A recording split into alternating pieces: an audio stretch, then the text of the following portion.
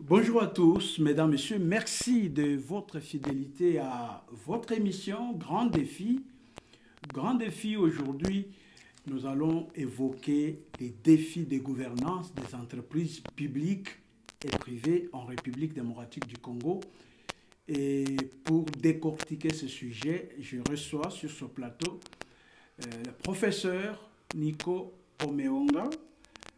C'est la première fois que nous le recevons dans cette émission pour évoquer ces grands défis. Pourquoi l'économie de notre pays boite? C'est peut-être parce que les entreprises publiques, considérées comme poumons de l'économie, ne jouent pas exactement leur rôle et puis ne travaillent pas dans la bonne gouvernance. Est-ce le cas en République démocratique du Congo? Nous allons en savoir tout au long de cette émission. Professeur Nico Omeonga, bonjour. Bonjour, messieurs les journalistes. Merci d'avoir accepté notre invitation. Mais c'est moi qui vous remercie de m'avoir associé à ce débat. Et comme vous l'avez si bien dit, c'est ma première participation à ce débat, mais j'ose croire que ce n'est pas ma dernière participation. Je crois dans les jours à venir, je serai assez régulier à ces débats pour apporter l'épée de connaissances à la matière et le faire partager au plus grand nombre. D'accord. Est-ce que vous pouvez vous présenter vous-même? Ah, c'est pas évident. C'est pas évident de se présenter soi-même.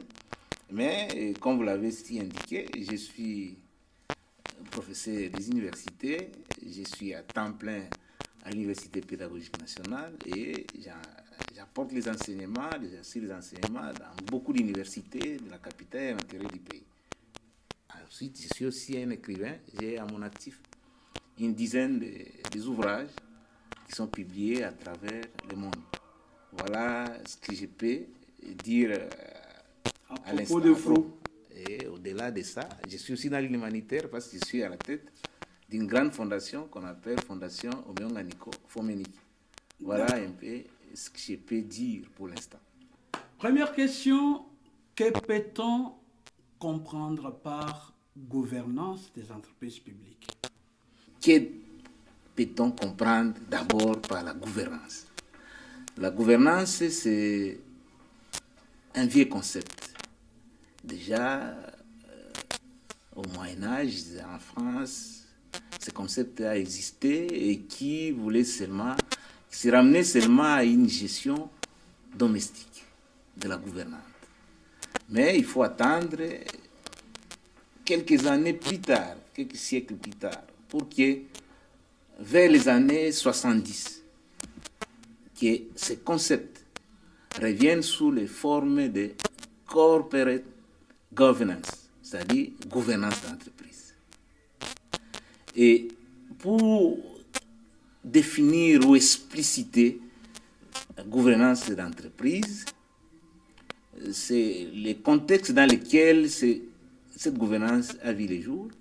C'est à la suite d'un déficit observé entre les actionnaires et les dirigeants d'entreprise. Il s'est créé un déficit. Alors, pour pallier ce déficit, c'est alors que la gouvernance d'entreprise est apparue dans le secteur privé et plus tard, ce sera dans le secteur public. Pourquoi la gouvernance d'entreprise? La gouvernance d'entreprise, c'est une gestion rationnelle des ressources de l'entreprise, ressources financières, ressources techniques, ressources humaines, mais avec la synergie des parties prenantes. Parce que dans toutes les entreprises, il y a des partenaires internes et externes. Au sein de l'entreprise, nous avons trois principaux acteurs. Nous avons les dirigeants, nous avons les actionnaires, nous avons les salariés. Mais tous ces trois acteurs principaux n'ont pas la même vision, n'ont pas les mêmes intérêts. Ils ont des intérêts divergents. Pendant que les dirigeants d'entreprise poursuivent la performance de l'entreprise, les actionnaires s'attendent aux dividendes. Mais les salariés voudraient que leurs conditions de vie et de travail soient améliorées. C'est là où nous qui enseignons le management, on appelle ça la théorie des contingences. C'est-à-dire, les intérêts sont divergents. Maintenant, il faut trouver un véritable manager qui cherche à concilier tous ces intérêts divergents sans mettre à mal la performance de l'entreprise. C'est là. Et comme ça a réussi au niveau du secteur privé, c'est ainsi qu'on a implémenté cette expérience réussie dans le secteur privé et on l'a ramené dans le secteur public. Voilà pourquoi on peut parler aujourd'hui de la gouvernance des entreprises publiques. Donc, alors, il y a différence entre gouvernance et gestion? Une grande différence, une très grande différence, parce que, comme vous le savez, dans les sciences de gestion, tout a commencé par l'administration. L'administration, c'est-à-dire tout ce qui était grande entreprise, tous les moyens de production relevés de l'État. Donc, à ce niveau-là, les règles sont préétablies et les solutions pour trouver des problèmes sont préétablies. C'est ça ce qu'on observe ces jours à la fonction publique. C'est l'administration. C'est-à-dire, on vous dit ce que vous devez faire et ce que vous ne pouvez pas faire. Quelque temps après, les privés sont arrivés. Avec des entités économiques, avec des entreprises. C'est ainsi qu'on a quitté l'administration, on est arrivé à la gestion. Un gestionnaire, c'est qui? Dans la gestion, on vous dit ce que vous ne pouvez pas faire, mais on vous laisse la possibilité de faire tout ce que vous voulez. Comme en droit, on dit, tout ce qui n'est pas interdit est permis. Et quelques temps après, vers la fin des années 50, viendra maintenant le management. Et c'est dans les entrailles du management qu'est née la gouvernance, vers les années 70. Et aujourd'hui, on parle de plus en plus aussi de la responsabilité sociétale de l'entreprise. Voilà la chronologie, l'évolution des sciences de gestion. Donc, la gouvernance, c'est la gestion optimale, en tenant compte des intérêts divergents des parties prenantes pour atteindre les objectifs qu'on s'était préalablement fixés. Mais la gouvernance de l'entreprise publique, il y a aussi une nuance. Parce que dans la gouvernance de l'entreprise publique, les concepts essentiels ou les piliers, c'est d'abord la norme. Ça doit être basé dans un cadre normatif, c'est-à-dire il y a des lois, des textes, des droits, il y a les lois et les règlements, mais il y a aussi les cadres institutionnels, c'est prédéfini. Donc ici, quand vous voulez comparer la gouvernance d'entreprise dans le secteur privé par rapport à la gouvernance d'entreprise publique, la gouvernance d'entreprise dans le secteur privé est beaucoup plus souple, alors que la gouvernance des entreprises publiques, elle est un tout petit peu rigide, parce qu'elle est réglementée, elle est normalisée, il y a l'intervention du pouvoir public qui en est les propriétaires des entreprises. Alors que dans le secteur privé, il y a plusieurs actionnaires, alors que dans le secteur public, nous avons un seul actionnaire qui se trouve être l'État. Quel est l'état des entreprises publiques congolaises? Il faut clairement le dire que l'état dans lequel se trouvent les entreprises publiques aujourd'hui, c'est dans un état très délétère. Et du reste, ce qui se passe dans les entreprises publiques, qui autrefois pouvaient être considérées comme les poumons économiques ou comme les leviers de la croissance économique et les pourvoyeuses des emplois durables, n'est pas le cas. Aujourd'hui, toutes les entreprises publiques sont en cessation de paiement, sont en banqueroute. Et même si on pouvait être réaliste et pragmatique, on pouvait en arriver même à la faillite de toutes ces entreprises. Aujourd'hui. Pourquoi? Parce que ces entreprises, leur rapport est très marginal. Toutes les entreprises sont en cessation de paiement. Et donc, ce sont des entreprises qui sont moribondes, donc, qui n'attendent que les certificats de décès. Qu'elles sont redevenues encore des canards boiteux. Elles sont canards boiteux, et les canards boiteux, là, c'est par euphémisme. Je dis qu'elles sont mourantes et qu'elles n'attendent que les certificats de décès. Pourquoi vous dites ça? Parce que rien n'est fait. Parce que quand une entreprise est mise en place, Et elle poursuit 3 objectifs. Premier objectif, il faut noter que toutes les entreprises publiques, à la suite de la réforme intervenue en 2008, sont devenues des sociétés commerciales. Et la caractéristique des sociétés commerciales, c'est de poursuivre, c'est la rentabilité. Il faut réaliser les profits. Tel n'est pas le cas pour nos entreprises. Il faut satisfaire les besoins, donc atteindre les objectifs pour lesquels elles ont été créées. Tel n'est pas le cas. Il faut améliorer les conditions de travail. Ce n'est pas une entreprise, mais un établissement public qui s'apparente à une entreprise publique, la RTNC. Nous sommes à la RTNC, je ne sais pas. À moins que vous me disiez le contraire, l'état dans lequel se trouvent les conditions sociales des travailleurs à la RTNC. Quatrième objectif, c'est la protection de l'environnement. Et aujourd'hui, de plus en plus, on parle des entreprises citoyennes. Or, quand vous regardez, vous parcourez les quelques rares entreprises publiques ou sociétés commerciales, s'il faut s'accommoder à la nouvelle appellation, il n'y a que les quelques sociétés du secteur de l'énergie, la Régie des eaux et la SNEL, qui tournent encore à hauteur de 20 ou 30%.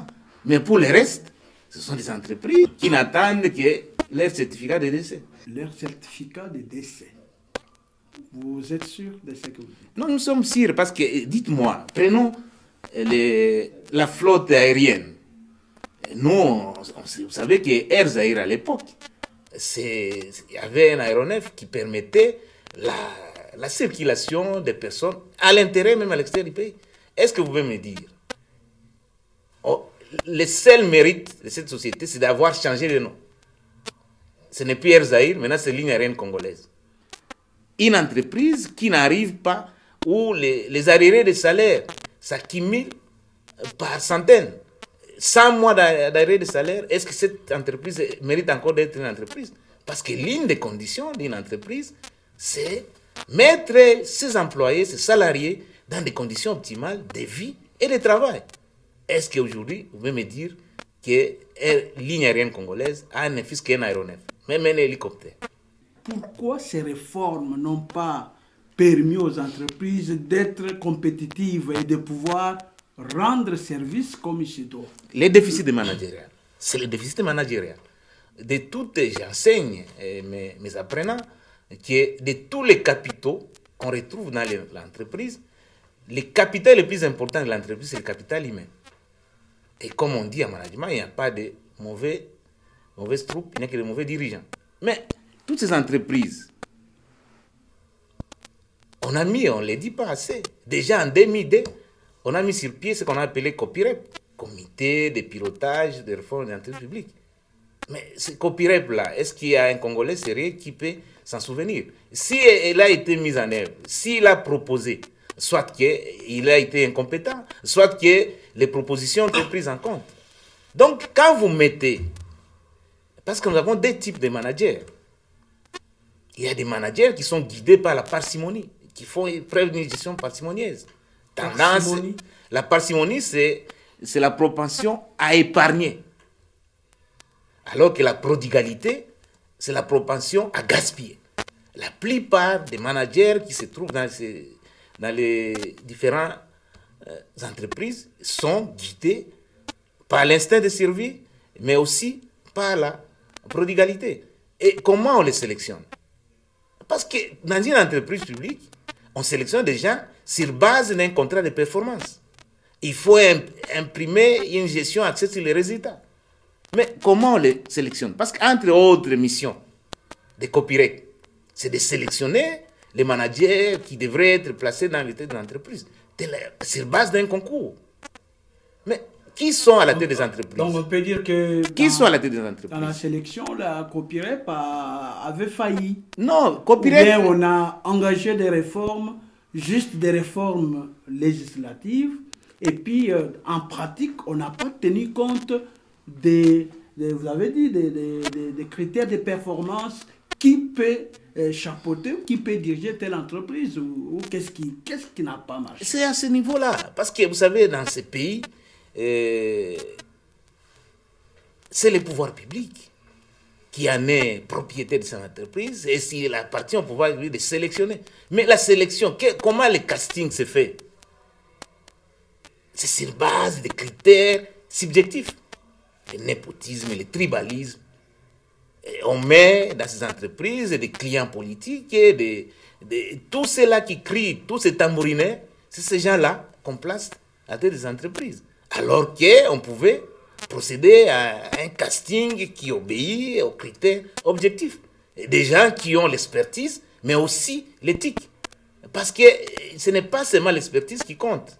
La Deuxième République a eu le mérite d'avoir beaucoup d'experts. Mais elle a péché à cause de la déchéance morale. Parce que la plupart des experts n'étaient que véritablement des délinquants financiers. Et cette situation, nous le déplorons jusqu'à ce jour. Qui sont à la tête des entreprises? Parce que les entreprises aujourd'hui ne sont pas gérées par les gestionnaires. Ils doivent être gérés par des managers. Parce qu'un gestionnaire, il vient pour stabiliser et pérenniser l'entreprise. Alors qu'un manager, il vient, c'est pas d'un contrat de performance. Et le contrat de performance qui est assis sur 4 critères. La pertinence, l'efficacité, l'efficience et la durabilité. Tel n'est pas le cas. Au niveau de la sélection des mandataires. Mais au-delà de la sélection, il faut... On a vu pourquoi il y a les conseils d'administration. Les conseils d'administration de ces entreprises publiques, c'est comme les parlements. Il a vocation de donner les objectifs, mais aussi de contrôler. Mais quand vous prenez les administrateurs, les PCA, qui en principe devraient être payés sur base de jetons de présence. Mais dans toutes ces entreprises, les PCA sont payés mensuellement. Mais c'est une entorse.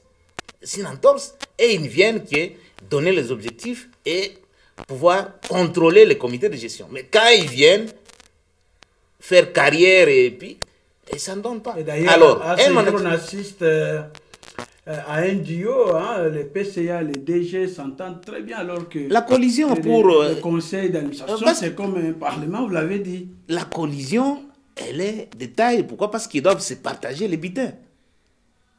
Parce que si celui qui est censé contrôler les voleurs commence à voler, mais il faut une symbiose. C'est ça à quoi nous assistons.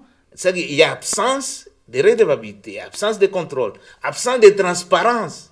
Parce que toutes ces entreprises-là, pour la plupart des cas, ils ne tiennent même pas la comptabilité. Mais comment vous pouvez gérer une entreprise où il n'y a pas de transparence, il n'y a pas tenue régulière de la comptabilité, et vous prenez une décision, comment? C'est ça à quoi nous assistons. Donc, les grands problèmes que nous avons, ce n'est pas le problème des textes. J'ai dit que les entreprises publiques sont régies par les normes. Les lois sont là, mais les gens qui sont censés faire respecter la loi, ne le font pas. Mais c'est à ce niveau-là. Faire une très bonne sélection. Placer des managers, parce que les managers fonctionnent sur base des contrats de performance. Si on n'atteint pas les objectifs pour lesquels vous avez été placé, vous rendez les tabliers. C'est la moindre des choses. Mais ici, en Afrique, et particulièrement dans notre Congo, les gens n'ont pas la culture des démissions. Même quand il a totalement échoué, il s'y accroche. Bel exemple du management, c'est dans les équipes de football. Quand on sélectionne un coach, il doit vous dire à l'avance ce qu'il doit faire. Mais ici, on crée une sorte de fétichisme où on ne sait pas qu'est-ce qu'on va faire demain, où nous allons. Non, un manager dit déjà à l'avance. Il a l'obligation des résultats. Et parce qu'il a l'obligation des résultats, il nous dit ce qu'il doit faire. Quelles sont les raisons qui seront faites. Mais s'il n'arrive pas à accomplir ces missions-là, il rend les tabliers. Ou bien on les fait dehors. Oui, on les met dehors. Ce qui ne se fait pas. Il ne se fait pas. Pourquoi? Parce que c'est lui qui est le propriétaire. Parce que tous les entreprises publiques, aujourd'hui, avec la transformation, on parle, OCDE parle de l'État actionnaire, mais comme nous sommes à l'OADA parle des entreprises unipersonnelles. Ce sont des entreprises qui ont un seul actionnaire, l'État congolais. Et pourquoi, dans la plupart des entreprises, il n'y a pas de bonnes choses qui marchent? Vous allez suivre de part et d'autre des agents, des fonctionnaires qui crient, qui ne sont pas payés, qui sont dans de mauvaises conditions. Pourquoi? Pourquoi ça se passe comme ça? Ça se passe parce qu'on n'a pas un État stratège. L'État stratège, c'est un État qui crée des conditions optimales pour la bonne gestion, la transparence, pour que ces entreprises-là atteignent les missions pour lesquelles ils ont été créés. Mais si l'État lui-même ne comprend même pas les enjeux de cette transformation, ignore les objectifs pour lesquels ces entreprises doivent accomplir, mais qu'est-ce que vous attendez encore de plus? Et pire encore, si vous placez des personnes qui ne sont pas à la hauteur, des personnes qui ne remplissent aucun critère, vous les placez. Donc, l'objectif poursuivi, comme vous savez, dans notre pays, la culture, il ne peut être redevable qu'à celui qui l'a placé. Alors que ces entreprises-là, l'État, ce n'est pas un individu. C'est la propriété de l'ensemble des Congolais. Donc, il peut, en principe, être redevable au peuple congolais, mais qui est représenté par des institutions de la République. Alors, par rapport au travail qui fait actuellement l'inspection générale des finances, la Cour des comptes, il n'y a pas d'amélioration. Vous qui êtes dans les domaines, vous menez des recherches, des études. Mais il a dénoncé. Mais qu'est-ce que tous ces délinquants financiers, qu'est-ce qu'ils ont rapporté dans les carquois, dans les trésors publics? C'est ça la grande question. Il ne suffit pas seulement de dénoncer, de dire que tel a volé, tel a détourné. Mais quand il a détourné, qu'est-ce que dit la loi à la matière? Sont-ils sanctionnés? Est-ce que la sanction, c'est à son niveau ou lui fait le travail d'inspection, de contrôle a priori, contrôle après le travail, et puis même pendant qu'on travaille, l'inspection générale des finances a le droit de contrôler. Mais déjà, le travail qui a commencé, on a vu... Non, je comprends le sens de votre question. Ouais. Mais je crois on a pu tout le temps décrier ici. Il y a quelqu'un même qui a dit que l'appareil judiciaire est malade. Mais quand l'appareil judiciaire est malade, il faut lui administrer une thérapeutique appropriée. Mais si vous trouvez que l'appareil judiciaire, qui est censé faire ce travail, ne le fait pas, mais on ne les remplace pas, ceux qui sont... Parce qu'on est plus de 100 millions de Congolais. Est-ce que vous croyez que ceux qui dirigent l'appareil judiciaire, ils sont les seuls à avoir les mérites et l'expertise en la matière? Si quelqu'un est incompétent, il ne remplit pas les tâches pour lesquelles il a été placé, il faut l'évacuer et passer quelqu'un d'autre. Mais si on ne le fait pas, c'est qu'on se contente, on applaudit, on comprend que ce qu'il fait là, c'est un bon travail. Je ne peux pas comprendre que les propriétaires de l'entreprise trouvent que les gestionnaires, les gérants est médiocre et vous les maintenez. Et vous vous mettez seulement à dénoncer sans agir. Parce que quel est le gouvernement, quel est son rôle? C'est lui qui a la charge de l'action publique. C'est lui qui peut prendre des décisions pour... C'est le gouvernement qui a placé tous ces mandataires. Mais s'ils ne sont pas à la hauteur, ici, ils vont à l'encontre de ce qu'ils sont censés faire. Il faut les remplacer. C'est la moindre des choses. Avec les pesanteurs politiques, vous savez, vous connaissez comment ça se passe lorsqu'il y a un nouveau régime, les partis politiques qui ont concouru à la réussite, ainsi de suite. On doit envoyer, on doit partager les ministères, on doit partager. Et là, les critères des bons managers et tout ça, ça n'existe pas. On demande à tel parti d'envoyer 3 noms. Et on fait la sélection sur celui qui sera nommé DG, l'autre qui sera nommé PC à gauche, à droite. Et est-ce qu'avec ce mode de sélection, parce que nous attendons très prochainement la nomination de nouveaux mandataires, alors qu'est-ce que vous conseillez aux dirigeants ou à ceux qui vont faire ce travail? Est-ce qu'on doit recourir à la copie-rep pour encore une sélection de mandataires? Est-ce qu'il faudra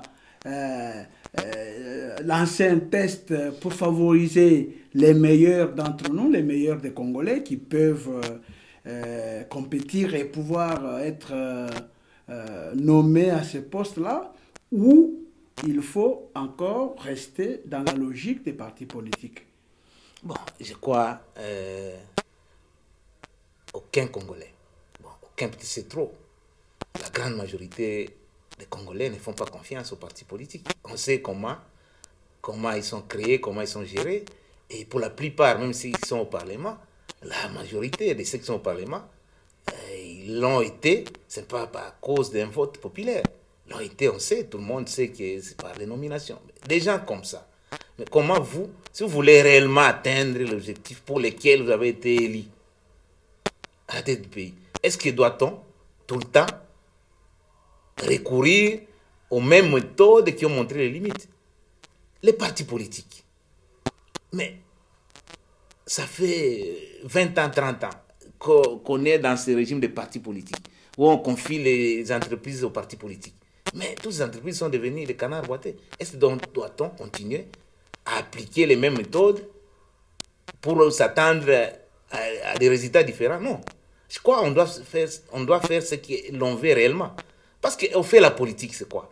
La politique, c'est pour le bien-être social de la population. Et pour que ce bien-être arrive, les moyens pour arriver à ce bien-être, c'est l'économie, au travers des entreprises publiques. Est-ce que vous croyez que les dirigeants qui sélectionnent les mandataires, est-ce qu'ils ne savent pas qui mérite mieux et qui ne le mérite pas?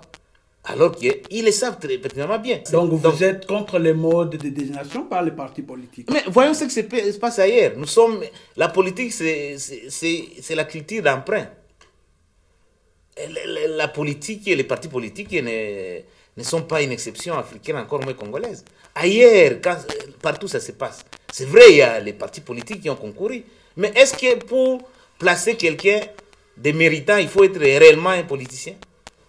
Est-ce qu'en dehors des partis politiques, il n'y a pas l'élite du savoir? Il n'y a pas des gens qui ont l'expertise, qui ont l'éthique, qui peuvent faire les boulots? Qui vous a dit que pour être mandataire, il faut être sélectionné et proposé par cette formule-là de 3, par les partis politiques? Je ne pense pas que ce soit la meilleure manière de alors placer on va recourir à la copierep qui est naître. Mais les copierep est naître, c'est relatif. Et ceux qui sont à la tête des copierep ne viennent pas aussi des partis politiques? C'est ça la question qu'il faut se poser. Ceux qui sont copierep, parce que copierep est là, c'est depuis 2000. Le problème c'est celui-là.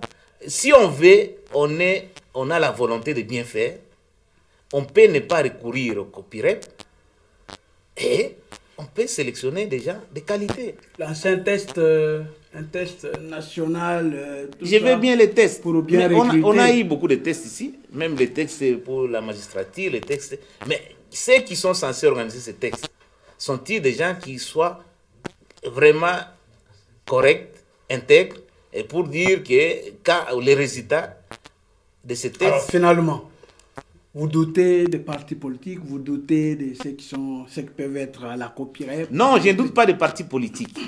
Parce qu'au sein des partis politiques, il y a des gens... Mais pourquoi ne pas imposer, par exemple, imposer aux partis politiques de donner les profils qu'il faut? Mais qui doit et imposer? Insister peut-être sur les principes de gouvernance. C'est ça le cas. C'est-à-dire, même ailleurs, quelqu'un peut être de parti politique, mais il a les profils requis. Le problème est que je ne requise pas les gens qui viennent dans les partis politiques. Mais l'histoire récente a démontré que la plupart des gens qui viennent dans ces partis politiques-là n'ont pas les profils requis.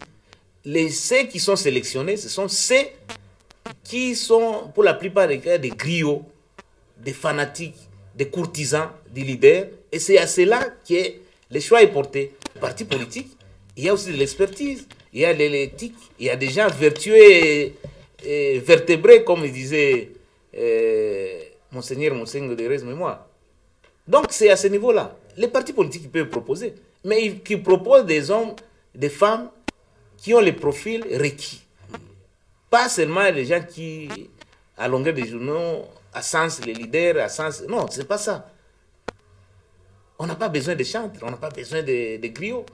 Donc le départ, selon vous, pour bien asseoir la réforme, il faut commencer par revoir la réforme le mode de recrutement. Et la réforme de l'homme. C'est-à-dire, toutes les réformes-là ne valent rien si la personne qui est censée appliquer ces réformes n'a pas d'abord au départ à être réformée. Il faut la réforme de l'homme, du manager. Lorsque vous parlez de la réforme de l'homme, on peut penser au changement de mentalité. Et là, ça concerne tous les Congolais. Non, ça, je crois, je suis à la RTNCD, vous l'appelez chaîne de développement. Ah ouais. Alors, aucun développement n'est possible s'il n'y a pas changement de mentalité.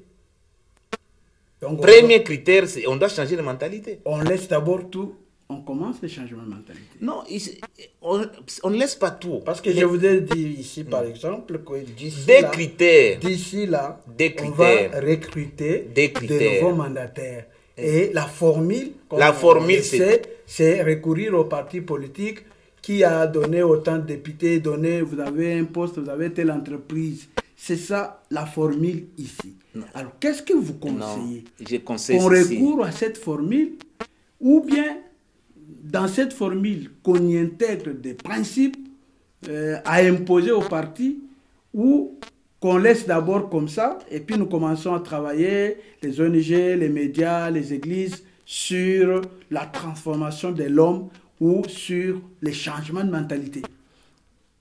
Encore une fois, les partis politiques, je crois, cette formule-là que je n'agrée pas du tout, de proposer par les 3 personnes, je crois ils ont réussi à faire ça dans les gouvernements. Est-ce qu'à la tête des entreprises, on a besoin de politiciens? Ou on a besoin de technocrates? Qui vous a dit que ce pays appartient aux partis politiques? Est-ce que tous les partis politiques réunis représentent-ils la quantité importante de la population congolaise? Est-ce que tous les Congolais sont dans des partis politiques? Est-ce qu'en dehors des partis politiques, on ne peut pas trouver des personnes qui répondent aux critères? C'est-à-dire l'expertise et l'éthique. Ce sont des choses qui ont manqué. Il faut chercher quelqu'un qui est intellectuellement élevé, moralement intègre et professionnellement outillé. Outillé avec des mauvaises mentalités. Alors, moi, j'ai commencé par l'intégrité. Si nous revenons sur les entreprises avec les anciens modes de sélection, vous voyez que l'expérience dont question ne va pas beaucoup plus... Je ne parle pas toujours de l'expérience. Parce qu'il y a des expériences, même l'expertise. Avant l'expertise, je parle de l'éthique. Peut-être que vous ne m'avez pas suivi. Ah. C'est-à-dire des gens moralement intègres. Quand quelqu'un est intègre, parce que la gouvernance aussi dont on parle tant, c'est quand on imprime la tolérance zéro vis-à-vis de la corruption et des antivaleurs. C'est ça la gouvernance. Peut-être que toutes ces définitions savantes-là ne valent pas. Comprenez que quand on parle de la gouvernance de l'entreprise, c'est aussi et surtout la tolérance zéro vis-à-vis de la corruption et des antivaleurs. Si vous encouragez l'environnement corruptogène au sein duquel nous nous retrouvons, et vous prenez tous ces acteurs principaux de la corruption, vous les placez dans les entreprises, et vous attendez à des résultats probants. Donc là, on ne comprend encore rien de ce que nous attendons des entreprises publiques. D'accord. Alors, j'ai lu quelque part, on dit que il faut un actionnariat fort et responsable, ce qui est essentiel pour gérer les risques de corruption et d'influence indue. Comment vous expliquez ça? Oui, parce un actionnariat fort. Un actionnariat fort, mais ici, on peut même dans les pays, dans le cas de la RDC, il n'y a pas encore un actionnariat. Il n'y a pas un actionnariat, je suis désolé.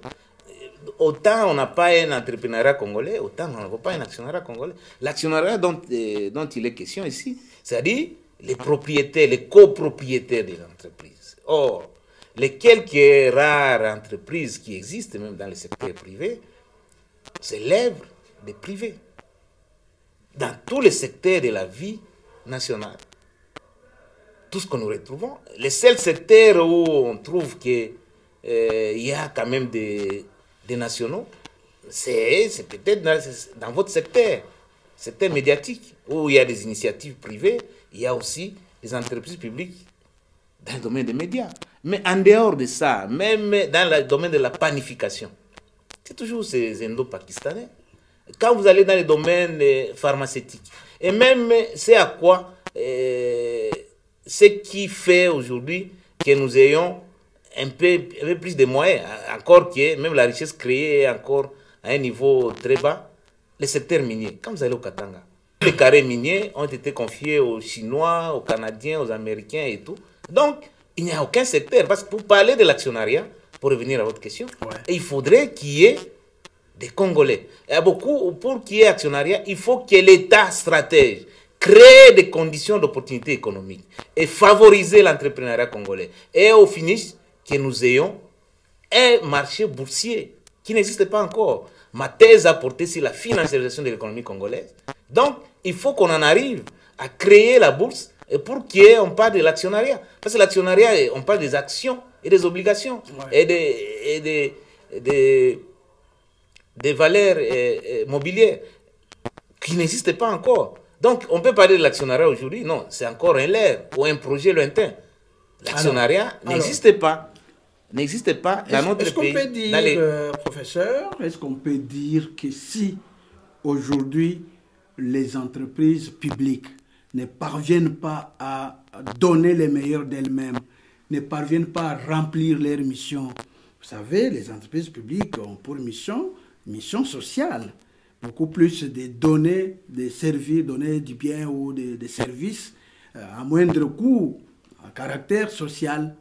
Mais est-ce qu'on ne peut pas dire que c'est avec l'ascendance des entreprises privées que l'on ne parvient pas à pouvoir trouver un gain de cause dans les entreprises publiques? Bien au contraire. D'ailleurs, même les entreprises privées ici, dans tous les pays du monde, les entreprises privées prospèrent là où il y a des entreprises publiques bien stables, bien performantes. Mais ici, vous faites allusion à des activités spéculatives qu'on voit ça et là, mais des véritables entreprises publiques qui doivent remplir les 4 critères que j'ai évoqués tantôt n'existent pas encore. Vous faites allusion à quelle entreprise? Les problèmes... Mais vous avez parlé tout à l'heure des planifications. Les entreprises congolaises qui étaient dans ce domaine-là n'existent presque pas. Parce qu'il y a des pesanteurs, il y a des entreprises pétrolières. Oui. Les entreprises congolaises n'existent plus. Pourquoi ça n'existait pas? Ou s'il y a une entreprise qui ne fournit pas de service comme il se doit. Nous sommes dans les mines, vous l'avez dit. Il y a presque toutes les entreprises sont étrangères. Et si vous entrez aussi dans le monde des télécommunications, c'est la même chose. Dans les transports, c'est presque la même chose. Ce sont les entreprises privées qui prennent de l'ascendance. Et c'est parce que l'État est défaillant. L'État est défaillant. C'est l'État qui organise, même dans des pays ultra-libéraux, comme les États-Unis et même vous vous rappelez, dans les années 80, il y a Madame Thatcher en Grande-Bretagne et Reagan aux États-Unis. Et c'est eux qui ont encouragé ce qu'on appelle les consensus de Washington, qui faudrait procéder à la privatisation des entreprises publiques pour qu'elles deviennent beaucoup plus performantes. Mais aujourd'hui, regardez, toutes ces entreprises privées, toutes ces entreprises autrefois publiques qui ont été privatisées, ont été petit à petit nationalisées. Donc, le problème, c'est l'État qui organise. L'État, aujourd'hui, c'est l'État facilitateur stratégique qui crée des conditions. Et ça s'appelle l'intelligence économique. Mais si l'État, comme c'est le cas, considère toujours les entreprises publiques comme ils sont des soupapes de sécurité sociale, où on va déverser toutes ces personnes qui vous ont accompagné à vous faire élire et vous les mettez là sans un agenda de performance, sans un agenda d'efficacité ou d'efficience, c'est là où nous en trouvons. Ailleurs, même en France, on parle de patriotisme économique. Pour que ces entrepreneurs autrefois renaissent ou qu'on propulse d'autres actionnaires ou entrepreneurs, il faut le patriotisme économique, le climat des affaires, mais aussi par l'accompagnement de l'État. Nous sommes un des rares pays où, j'ai toujours dit, nous sommes presque au mieux, nous sommes dans un désert fiscal, au pire, dans un enfer fiscal. Dans un pays où il y a une multiplicité, un terrorisme fiscal, c'est ce qui justifie aujourd'hui que 80% les activités économiques sont tenues par le secteur informel. Terrorisme fiscal, qu'est-ce que vous voulez dire? Terrorisme fiscal, c'est que dans un pays comme le nôtre, vous commencez seulement une activité, vous ouvrez, vous faites face à une multiplicité de taxes. Les gens de l'environnement, les gens de culture, tous les ministères que vous connaissez, l'un après l'autre passent pour vous rançonner. Alors, je pense que ça a été facilité avec les guichets uniques de création d'entreprise. Non, les guichets uniques, on en parle. Les guichets uniques, on nous a dit qu'avec les guichets uniques, dans 48 heures, on peut créer une entreprise. Est-ce que vous êtes un journaliste d'investigation? Est-ce que vous pouvez me citer un ou des entrepreneurs qui l'ont été à la suite de 48 heures quand il a été au guichet unique? Et les mesures d'accompagnement. Peut-être au niveau du délai, mais je dis, avec les guichets uniques, mais il faut accompagnement. Diminuer les taxes. On a diminué, mais elles sont toujours énormes. Permettre, et même aux Congolais, de pouvoir créer des entreprises. Ce n'est pas le cas. C'est-à-dire, il faut procéder à ce que j'appelle l'assouplissement fiscal. Trop d'impôts tue l'impôt. Aujourd'hui, il n'y a que 20% des entreprises qui sont asphyxiées, qui participent à la création de richesses, qui font ce que nous appelons le PIB. S'il y avait un climat des affaires, suivez, vous êtes quelqu'un de très intellectuellement élevé. Il y a ce qu'on publie chaque année, Doing Business, même l'année passée. Nous nous contentons toujours à la quai. Quand on classe parmi les 189 économies du monde, nous retrouvons Doing Business. En français, c'est justement la facilité de faire les affaires. Mais nous sommes toujours classés parmi les 5 derniers. Il n'y a pas de facilité? Il n'y en a pas de facilité parce qu'il y a des tracasseries d'ordre fiscal, d'ordre financier, d'ordre administratif, d'ordre. Toutes ces tracasseries. Et ajouter à cela la mauvaise gouvernance, ça ne crée pas un climat attractif. C'est vrai que les entrepreneurs ont le goût du risque, mais dans un climat où il y a insécurité judiciaire et insécurité juridique, on ne peut pas permettre l'éclosion d'un entrepreneuriat congolais, encore d'un actionnariat congolais. Il faut l'accompagnement de l'État. Je ne dis pas que l'État vient distribuer, non, créer des conditions qui permettent aux uns et aux autres. Mais entre autres, nous formons des jeunes chaque année qui sortent. Pourquoi ces jeunes n'entreprennent pas? Entre autres, ils sont butés à un problème financier. Nous sommes l'aide. Comment voulez-vous, dans un pays comme le nôtre, la Banque centrale, alors que nous avions les taux directeurs à 11%, aujourd'hui c'est à 25%. Et quand c'est à 25%, dans les banques commerciales, comment ça peut booster? Il n'y a pas d'économie sans crédit. Or, dans ce pays, il n'y a aucune banque d'investissement. Nous n'avons que quelques rares banques commerciales, qui sont toutes lèvres étrangères. Et qu'est-ce qu'ils poursuivent en réalité? Parce que la vocation d'une banque, c'est la collecte de l'épargne et puis financer les ménages et l'économie. Mais ici, ces banques-là collectent les surplus des richesses créées par ces communautés d'affaires et ils rapatrient dans leur pays d'origine et ça ne permet pas de favoriser, de booster l'économie. Comment vous voulez faire de l'économie sans argent? Alors, tout l'argent est entre les mains des étrangers. Il n'y a pas de banque commerciale ni de banque d'investissement.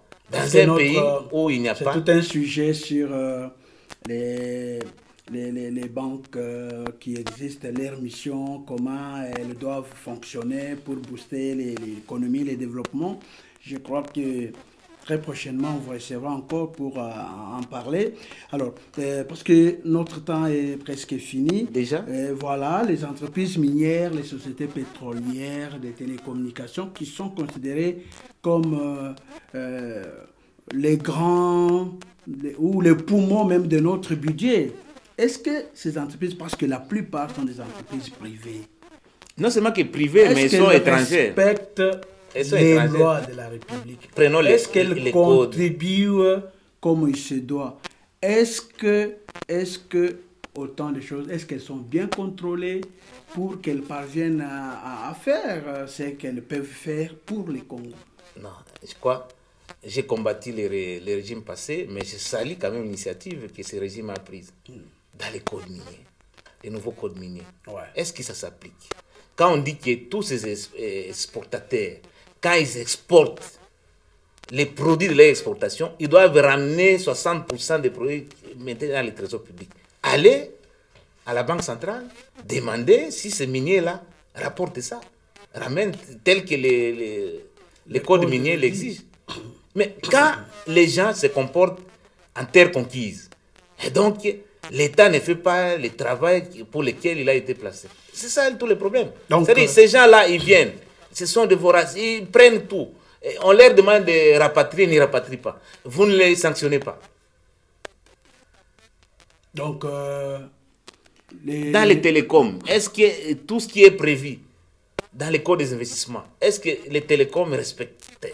Je n'ai pas encore mené, et je doute fort que même ces télécoms, parce qu'il y a toujours des combinaisons, des collisions suspicieuses entre les opérateurs économiques et les pouvoirs publics. Là, je comprends qu'il y a un travail qu'il faut abattre sur les Congolais. Parce que toutes les entreprises doivent être suivies. Et suivies par qui? Par les Congolais, même si elles sont étrangères. Elles existent, elles travaillent, elles fonctionnent ici, mais les droits qui doivent revenir au pays doivent être perçus comme il se doit. Selon peut-être, comme vous l'avez dit... Et pour en arriver, j'ai toujours dit, la volonté politique et la volonté souveraine. Alors, depuis l'Égypte antique, ni la Grèce antique, il n'y a que les meilleurs qui font la politique. La politique est d'essence élitiste. Dans notre pays, ça devrait en principe être les meilleurs d'entre nous qui devraient présider à la destinée collective. Mais regardez, suivez mon regard, dans tous les secteurs de la vie nationale, dans la tête de toutes les institutions, est-ce que vous avez l'impression, vous êtes une chaîne nationale, que les gens qui sont placés dans toutes ces institutions-là ont les profils lyriques? Est-ce qu'ils ont l'expertise et l'éthique? Les meilleurs sont là. Les meilleurs sont là. Et ceux qui méritent d'être encore... de travailler pour les changer, ils sont là. Mais les meilleurs, parmi les chefs d'entreprise, les meilleurs Congolais sont là. On ne peut pas aujourd'hui dire que tous les chefs d'entreprise sont mauvais. Non. Mais il y en a qui sont encore dans la mentalité de la Deuxième République ou Troisième République, qui pensent qu'il faut voler, qu'il faut s'enrichir, qu'il faut travailler pour leur ventre. Là, il faut des actions comme l'IGF le fait, comme la Cour des comptes, les parlements doivent jouer son rôle. Bon, on termine. Non, vous avez répondu à une problématique que moi j'ai soulevée et que vous avez tiré une conclusion. Je n'ai pas dit que... mais si vous dites qu'il y a des meilleurs, on juge les maçons au pied du mur. Mais parce qu'ils sont meilleurs, pour quel résultat? Quel est le résultat? Parce que nous décrions, vous et moi, que toutes les entreprises publiques sont des canards boités. Et vous dites encore qu'ils sont tenus par des meilleurs. Ce contraste-là, je n'arrive pas à me l'expliquer. Parce que quand on est meilleur, c'est qu'on a tel objectif pour lequel on a été assigné. Est-ce que ces entreprises sont devenues performantes parce qu'il y a des meilleurs? Parce que je vous ai toujours dit, de tous les capitaux qui existent dans une entreprise, c'est le capital humain qui est le capital le plus important. Or, le capital humain auquel j'ai fait allusion, c'est les managers. Mais si les managers sont meilleurs, comme vous le prétendez, mais pour quel résultat? Voilà. Prof, on a fini pour aujourd'hui. Quels sont les principes, 2 ou 3, qu'il faut tenir? La transparence, l'équité, la justice, la redevabilité. Ce que nous appelons en économie la reddition des comptes. Parce que les mandataires sont comme des gérants. Ils doivent rendre compte aux propriétaires. Mais si les mandataires se comportent comme c'est le cas à des gangs, à des gens qui considèrent que les sociétés deviennent leurs propriétés privées, là, on est parti pour la gloire. Voilà. Merci beaucoup, professeur Nico Meonga, pour avoir été le nôtre aujourd'hui. Merci. Et j'ose croire que ça, c'est... Nous sommes à la chaîne nationale. C'est une propriété collective de tous les Congolais. Je pense qu'il serait mieux, et je vous encourage, de faire passer toutes les tendances, toutes les opinions, pour que c'est dans la contradiction qu'on peut construire quelque chose de durable. J'ai été pour la première fois, j'ose croire. Je pourrais être invité prochainement pour encore aborder d'autres questions. C'est votre espace, c'est votre encore une fois, plateau. La gestion du temps, on s'incline parce que à la télé, c'est le temps. On aurait souhaité avoir un peu beaucoup plus de temps pour nous étendre et puis faire passer les messages. Les autres émissions viendront. Que mes étudiants, à travers les universités congolaises. Les autres émissions, ce n'est pas la première fois ou la deuxième ou la dernière. On vous recevra. Merci. Sur différents sujets à caractère économique, social. Et merci, vraiment. Voilà, merci. mesdames, messieurs, qui met terme à cette émission. Merci de l'avoir suivi. La suite, c'est au prochain numéro. Au revoir.